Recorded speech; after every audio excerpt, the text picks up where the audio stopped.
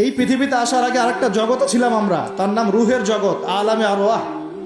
আমরা তো এই পৃথিবীর বাসিন্দা নই, আমরা জান্নাত থেকে এখানে আসছি। সুবহানাল্লাহ। এটা তো আমাদের নোংরা জায়গা, এটা হচ্ছে আমাদের থাকার জন্যে নোংরা জায়গা। আমরা তো জান্নাত থেকে এসেছি এখানে। হাই ক্লাস থেকে লো ক্লাসে আসলে মানুষ খুশি হয়? জান্নাত হাই ক্লাস না দুনিয়া হাই ক্লাস? আমাদের পিতা মাতাকে জান্নাতে রাখা হয়েছিল, সেখান থেকে আমরা এখানে এসেছি। এখান থেকে আসি নাই? আর আত্মাগুলোকে, আমাদের আত্মাগুলোকে রুহের জগতে রাখা হয়েছে। সেখানে সমস্ত আত্মাগুলোকে ডেকে আল্লাহ পাক বলেছেন, আলাস্তু বিরব্বিকুম। আল্লাহ বলছেন কি? আলাস্তু বিরব্বিকুম, আমি কি তোমাদের রব নই? সমস্ত আত্মারা একসাথে বলেছিল, বেলা ইয়া রব্বি, অবশ্যই আপনি আমার রব। সুবহানাল্লাহ। আমরা এই সাক্ষ্যটা দিয়ে আসছি। সূরা আরাফ পড়লে আপনি বুঝতে পারবেন, এখানে আছে আমরা এই সাক্ষ্য দিয়ে পৃথিবীতে আসছি। এখানে এসে ভুলে গেছে, মনে পড়ে না। মনে পড়ে? মনে পড়ে না। এইটা মনে করানোর জন্যই তো আল্লাহ পাক যুগে যুগে নবী রসুল পাঠিয়েছেন। এটা মনে করিয়ে দেওয়ার জন্যই আল্লাহ পাক আসমানে কিতাব নাজিল করেছেন, যে তুমি ভুলে যেও না, তুমি ওই জগতে ছিলে, আমাকে সাক্ষী দিয়ে এসেছো। এই দুনিয়ার ফিতনায় আমাকে ভুলে যেও না। নবীগণ এসেছেন, হেদায়েতের বাণী শুনিয়েছেন, আসমানে কিতাব নাজিল হয়েছে, আমরা সেই কিতাব পেয়েছি। এই সিলসিলা চলতে চলতে আদম থেকে নিয়ে মুহাম্মদ সাল্লাল্লাহু আলাইহি ওয়াসাল্লাম পর্যন্ত প্রায় 1,24,000 নবী আল্লাহ পাঠিয়েছে। তার সর্বশেষ নবীর নাম কি? মুহাম্মদ রাসূলুল্লাহ সাল্লাল্লাহু আলাইহি ওয়াসাল্লাম। এর আগে তাওরাত, জাবুর, ইনজিল সবই আল্লাহর পক্ষ থেকে এসেছিল। মানুষ যখন সেগুলোকে বিকৃত করেছে, আল্লাহ পাক আবার নতুন করে বিধান পাঠিয়েছে। এই সর্বশেষ বিধান কোনটা? আল কোরআন, এবং তার ব্যাখ্যা কি আছে? হাদিস। এই কোরআন হাদিস ঘাটাঘাটি করলেই আমরা পেলাম যে একটা জনপদের মানুষ যখন এমন শিরক আর কুফরে নিমজ্জিত থাকে, তখন আল্লাহর পক্ষ থেকে আযাব আসে। এখন আমরা কি সেই পাপে নাই ভাই? আপনার উপরের লেভেলের সিস্টেম থেকে শুরু করে নিয়ে একদম এই শিক্ষাক্ষেত্র বলেন, হাতের আংটি বলেন, চিন্তা চেতনা বলেন, হ্যাঁ, রাস্তাঘাটের ওই যে গণকের কথা বলেন, কবিরাজের কথা বলেন, জাদুবিদ্যার চর্চা বলেন, হ্যাঁ, ওই ভাগ্য গণকের কথাই বলেন, রাশিফলের কথাই বলেন, সব আমরা শিরকের মধ্যে লিপ্ত আছি এখন। এর পাশাপাশি আমরা কবর পূজা করছি, মাজার পূজা করছি, আমরা আল্লাহ ছাড়া অন্য কারোর জন্য জবাই করছি, মানত করছি, কসম করছি, কুরবানি করছি। কোনো কোনো জায়গায় আমরা আগুনেরও পূজা করছি, আগুনের সামনে দাঁড়িয়ে মাথা নত করছি না? আবার কোনো কোনো জায়গায়, কিছু বড় বড় জায়গায় পর্যন্ত নীরবতা পালন করা হয়। নীরবতা মানে কি? আমরা নামাজের মধ্যে যখন দাঁড়াই, তখন আল্লাহর উদ্দেশ্যে নীরব হই না? আল্লাহর উদ্দেশ্যে নীরব হয়ে আমি আল্লাহর ধ্যানে মগ্ন হয়ে যাই না? তো এখানে আপনি কার ধ্যান করছেন? যখন আপনি আগুনের সামনে দাঁড়ায় নীরব হয়ে দাঁড়িয়ে আছেন, তখন কার ধ্যান করছেন? এটা শিরক হচ্ছে না? এটা তো আপনি আগুনের ধ্যান করা শুরু করলেন। এখানে তো আপনি আল্লাহকে স্মরণ করছেন না। বুঝতে পারছেন না মনে হয়। মনে করেন একজন মানুষ মারা গেছে, লাশ, কথা তো এই লাশটার সামনে দাঁড়িয়ে আপনি নীরবে 2 মিনিট দাঁড়িয়ে আছেন কেন? কি দরকার? এটা কি নবীর সুন্নত? আপনি নামাজে দাঁড়াবেন, নামাজে দাঁড়িয়ে আল্লাহকে স্মরণ করবেন, আল্লাহর কাছে দোয়া করবেন। আল্লাহ ছাড়া আমরা নামাজের মধ্যে নীরবতা পালন করি না? নামাজে নীরব হয়ে আল্লাহর কাছে ধ্যান করি না? মনোযোগ ধরে রাখি না? তো এখন আপনি কোথায় মেডিটেশন করছেন? এটা তো শয়তানের দিকে যাওয়ার রাস্তা খুলে দিবে আপনাকে। অনেকে আগুনের সামনে মাথা নত করছেন, প্রদীপের পূজা করছেন, অনেকে দেখা যায় বিভিন্ন দিবসে এই যে বানর, হনুমান, এইসবের মূর্তি টুর্তি নিয়ে রাস্তাঘাটে দৌড়াদৌড়ি করছেন। ছেলেপেলেরা এগুলো বেশি করছে। কাকে প্রমোট করছো তোমরা? কাকে প্রমোট করতে যাচ্ছ?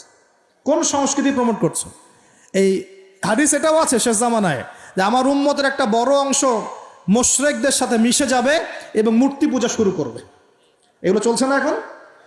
এগুলো যখন চলবে, তখন আমাদের উপর কি আল্লাহ পাকের রহমত নেমে আসবে ভাবছেন, না আযাব আসবে? ওই যে বলেছে আযাব যে আসে নাই সেটাই আল্লাহর রহমত, এটা আমি গবেষণা করে বলছি। আযাব যে আসে নাই এখন পর্যন্ত, এটাই আল্লাহ পাকের রহমত। তওবা করে ফিরে না আসলে অচিরেই আল্লাহ পাকের আযাব নেমে আসবে ইনশাআল্লাহ। আল্লাহ হেফাজত করুন।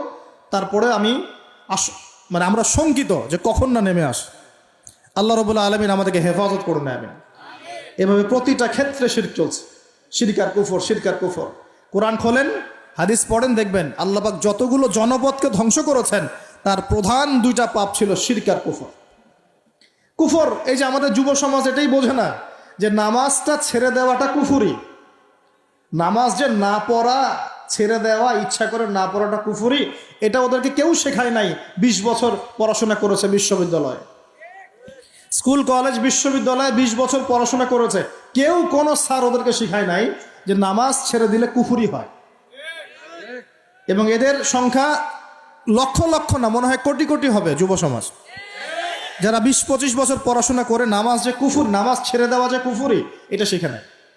আর নবীজি বলেছেন, মান তারাকা সালাতান মুতাআম্মিদান ফাকাদ কাফারা। যে কোনো মাযহাবের ইমাম সাহেবকে জিজ্ঞাসা করে দেখেন, যে কোনো মাযহাবের আলেমকে জিজ্ঞাসা করে দেখেন, এই হাদিসটা আপনাকে শুনিয়ে দিবে। যে ব্যক্তি ইচ্ছাকৃতভাবে নিজের উপর ফরজ নামাজ ছেড়ে দিল, সে কুফরি করলো। কি করলো? তো এই যুব সমাজকে কে শিখাবে যেটা কুফরি? বহু ছেলে পেলে আমি তো দেখেছি, ওয়াজ মাহফিল অ্যারেঞ্জ করা হয়েছে, এশার ওয়াক্ত হয়ে গেছে, সবাই নামাজে দাঁড়িয়েছে, অর্ধেকের বেশি নামাজ বাদ দিয়ে দূরে দাঁড়িয়ে হট্টগোল করছে, হই হুল্লা করছে। এখানে ওয়াজে আসছে বক্তাকে দেখার জন্য আসছে। নামাজ নাই, ওয়াজ শুনে কি করবা তুমি? নামাজ ইম্পর্টেন্ট না ওয়াজ ইম্পর্টেন্ট? নামাজ না থাকলে ইসলাম থাকে? আমি আজকে একটা হাদিস পড়ে আসছি, আস্তে আস্তে পড়তে আসছিলাম এগুলা, যে ইসলামের শেষ জামানায় ইসলামের যে বিষয়গুলো উঠে যাবে, হ্যাঁ, ইসলামের যে বিষয়গুলো উঠে যাবে তার মধ্যে অন্যতম একটা হচ্ছে আল্লাহ পাকের আইন, আল্লাহ পাকের শাসন। উঠে যায় নাই সারা বিশ্ব থেকে? আস্তে আস্তে আস্তে উঠে গেছে না? আচ্ছা, এরপর বাকি থাকবে নামাজ। এরপর বাকি থাকবে কি? নামাজ। ওই নামাজ হবে সর্বশেষ ইসলামের রোকন, যেটা সর্বশেষে উঠে যাবে, নামাজও উঠে যাবে। এখন দেখেন তো সমাজের কত পার্সেন্ট মানুষ নামাজ পড়ে? কত পার্সেন্ট? একটু হিসাব করবেন, খালি মসজিদে ফজরের ওয়াক্তে আর এশার ওয়াক্তে যাওয়া আসা করে বুঝতে পারবেন যে নামাজ কত পার্সেন্ট মানুষ পড়ে, 5 ওয়াক্ত নামাজ কত পার্সেন্ট মানুষ পড়ে। তাহলে এই যে নামাজ যে শেষে উঠে যাবে, তাহলে শেষের সময় আমরা চলে আসছি না? আমরা এখন মানুষকে বিবর্তন শেখাই, অথচ আল্লাহ পাক বলেছেন যে খলাকতু বিয়াদিয়া ইয়া ইবলিস, হে ইবলিস, মা মানাআকা, তোমাকে কে নিষেধ করলো? মা মানাআকা আল্লা তাসজুদা ইয আমারতুক, তোমাকে কে বারণ করলো আদমকে সেজদা করতে, যাকে আমি সৃষ্টি করেছি? খলাকতু বিয়াদাই, আমি যাকে নিজ হাতে সৃষ্টি করেছি। তাহলে আল্লাহ পাক আমাদেরকে কিভাবে সৃষ্টি করেছেন? নিজ হাতে। এটা সম্মানের না? এটা ভালোবাসার না? আল্লাহ পাক অন্য কোনো মাখলুক সৃষ্টির ব্যাপারে বলেন নাই যে আমি অমুক মাখলুকটাকে নিজ হাতে সৃষ্টি করেছি, আসমানকে নিজ হাতে সৃষ্টি করেছি, জমিনকে নিজ হাতে সৃষ্টি করেছি, এমনটা আল্লাহ পাক কোথাও বলেন নাই। আল্লাহ পাক শুধু বলেছেন আদমকে সৃষ্টি করেছি, খলাকতু বিয়াদাই, আমি নিজ হাতে তাকে সৃষ্টি করেছি। সুবহানাল্লাহ।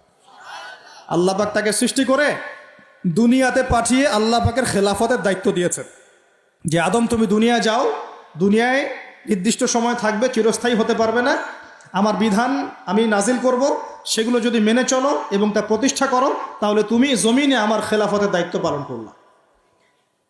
জমিনে যে আল্লাহ পাকের বিধান মেনে চলে, আল্লাহর বিধান প্রচার প্রসার ঘটায়, প্রতিষ্ঠার চেষ্টা করে, সেই আল্লাহ পাকের খলিফা। আর জমিনে যে ব্যক্তি আল্লাহর বিধান মানে না, আল্লাহর বিধানের পরোয়া করে না এবং এই বিধান দিয়ে বিচার ফয়সালা করে না, সে আল্লাহ পাকের খলিফা নয়। সহজ কথা, সে তখন কার খলিফা? সে তার প্রবৃত্তির দাসত্ব করছে, অথবা শয়তানের পূজা করছে, অথবা নিজের মন গড়া প্রবৃত্তি হাওয়া এর দাসত্ব করছে। আল্লাহ পাক আমাদের সবাইকে আল্লাহ পাকের বিধান মেনে চলার তৌফিক দান করুন। এখন ইবলিসকে আল্লাহ পাক বলছেন কেন তাকে সেজদা করলে না, যাকে আমি নিজ হাতে সৃষ্টি করলাম। তা আমরা বুঝতে পারলাম আল্লাহ পাক আমাদেরকে নিজ হাতে সৃষ্টি করেছেন, আর আমরা এখন বাচ্চাদেরকে শেখাচ্ছি না, এই সৃষ্টির তত্ত্ব ভুল। তোমাদেরকে আগে এইভাবে আগে দাঁড়াতে পারতে না, বাঁকা হয়ে থাকতে, তারপর একটু লম্বা হলে, তারপর আরেকটু লম্বা হলে, তারপর আস্তে আস্তে মানুষ হয়ে গেল। আমরা এগুলো বাচ্চাদেরকে শেখাচ্ছি। কেন শেখাবো? আমার বাচ্চা তো মুসলিম, আমার বাচ্চা তো মুসলিম পরিবারের বাচ্চা, এ কি ইহুদি খ্রিস্টানের সন্তান? ওদের ওই সভ্যতার আল্লাহর সাথে কোনো সম্পর্ক নাই। তাদের সৃষ্টি তত্ত্ব বুঝতে হলে এমন বিবর্তনবাদের দরকার হয়। আমার তো দরকার নাই, কারণ আমি তো মুসলিম পরিবারের সন্তান, আমি তো আল্লাহকে বিশ্বাস করি, আমি তো জানি আল্লাহ পাক আমাকে সৃষ্টি করেছেন নিজ হাতে। আল্লাহ পাক আমাদেরকে সৃষ্টি করেছেন কি? নিজ হাতে, এবং রুহের জগতে রেখে আমাদের কাছে ওয়াদা নিয়েছেন